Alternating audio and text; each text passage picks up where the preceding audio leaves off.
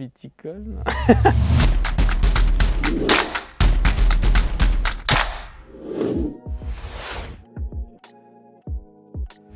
Oui, bah une petite journée sympa pour moi, du coup, ça serait une petite matinée à la Roche de Solutré entre copains, escalade, activité extérieure, et puis après on monte en haut de la Roche de Solutré, puis on se fait un petit mâchon bourguignon avec charcuterie, fromage bourguignon, et puis une belle bouteille de vin avant de redescendre.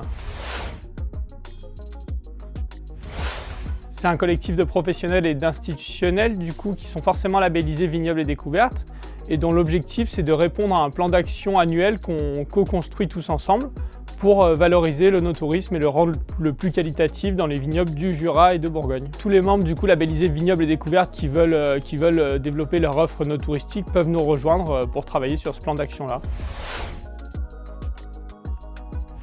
On peut commencer déjà par le label Vignobles et Découvertes, qui est un label porté par Atout France, qui va garantir des prestations œnotouristiques élevées et qualitatives. Une destination Vignobles et Découvertes, c'est avant tout un territoire agricole et à vocation touristique.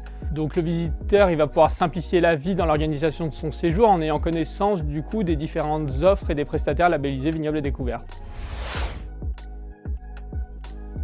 Ça peut aller de l'observation en étudiant par exemple l'e-réputation de nos destinations Vignobles et Découvertes et aussi les membres de notre collectif. On mène aussi des actions de marketing en travaillant sur comment passer d'une offre œnotouristique un peu plus simple à une expérience. Et puis on va avoir des actions un peu plus d'ingénierie comme la mise en place d'études sur le positionnement marketing de chaque destination Vignobles et Découvertes. Une de nos actions phares de 2022, ça va être notre première participation à l'événement national des Fascinants Week-ends. On a décidé d'y participer cette année avec 3 destinations bourguignonnes qui ont été représentées. Et il y a eu 11 Fascinants Week-ends. Il y a des événements qui sont créés sur tous ces territoires-là, qui ont pour but de valoriser le label Vignobles et Découvertes et de faire découvrir aux locaux les prestations qui pourraient avoir lieu dans un domaine ou autre. Donc on va travailler sur le développement de cet événement en 2023 avec plus d'événements sur nos territoires, toutes nos destinations participantes, donc que ce soit le Jura et la Bourgogne, pour avoir un rayonnement à l'échelle nationale. C'est une nouvelle destination touristique gourmande donc qui va de Dijon à Marseille en passant aussi par Mâcon, Lyon.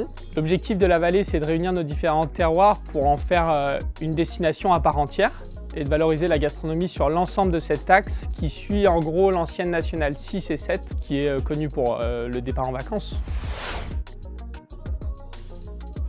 La cité de la gastronomie et du vin qui propose tout un village gastronomique pour déguster des produits de terroir et autres et puis qui a une cave magnifique qui est vraiment à aller voir.